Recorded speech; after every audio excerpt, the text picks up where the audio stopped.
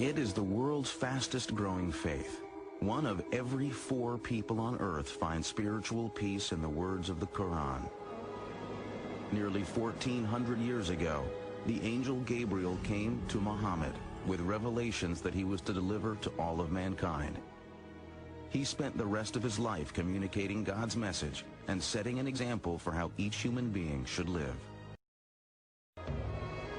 Today, Muhammad's words of tolerance and peace offer many the same guidance as they have for centuries.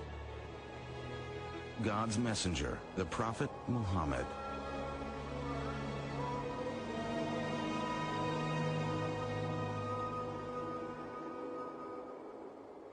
Out of respect for the beliefs and practices of Muslims, no image of the Prophet Muhammad or his immediate family will be shown in this biography. There was a time when he was very poor and he had only one blanket and he needed it, but there was a cat sleeping on the blanket. So he tore that part out, which was under the cat, because he did not want to disturb the cat, and he took the rest of the blanket and went away. The life of Muhammad ibn Abdullah began in 570 of the Common Era. He was born in Mecca, a thriving trading community in the land that is today Saudi Arabia. No one could have known that the life of this child would become the foundation of a religion that would one day change history. His nickname, among other things, was Al-Amin, the trustworthy person. He was very soon known as the righteous one, because he was known for being a fair kind of man, a man who was concerned with social issues. As well as somebody who was efficient. He was seen as somebody who had strong leadership qualities. He was known for his kindness to slaves, his charity to the poor, and his fairness in dealing with all. In many ways, the Prophet was calling people back to the one true faith, to the faith of Abraham, and back to the one true God. Not to a new God, but it was to the one true God whose revelation had gone to Adam, Abraham, Moses, and Jesus. And therefore, Muhammad, in every sense of the term, is a reformer. What he began to create in Medina was something that was absolutely unheard of and novel in Arabia.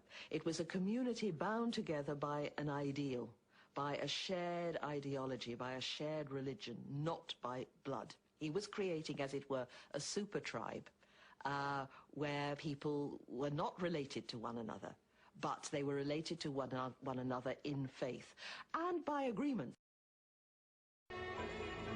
The emancipation of women was a project that was very dear to the Prophet's heart.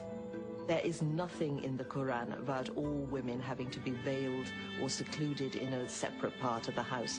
This is a practice that the Muslims picked up 3 or 4 generations after the death of the Prophet.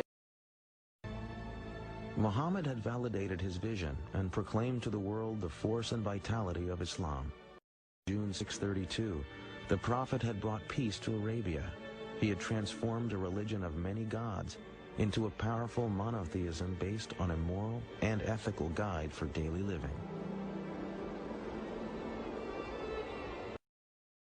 Who would have thought, today, let alone then, that a man who is described as born an orphan into a divided Arabian society, illiterate, a caravan manager, would create a religious tradition that within 100 years of his death, its physical presence would spill out of Arabia, go all the way to North Africa and all the way over to India.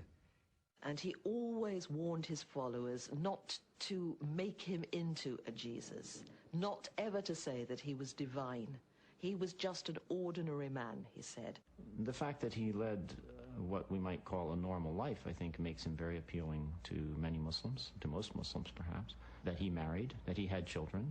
These are all things, I think, that make him very approachable as a model for people.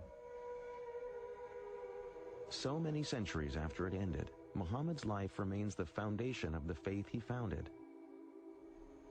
Today it is the fastest growing religion on earth. As these worshippers respond to the ancient call for prayer, each looks to the Prophet's example to provide peace and serenity in their daily lives. The ancient Kaaba remains in Mecca, and millions of pilgrims arrive each year to retrace the footsteps of the Prophet.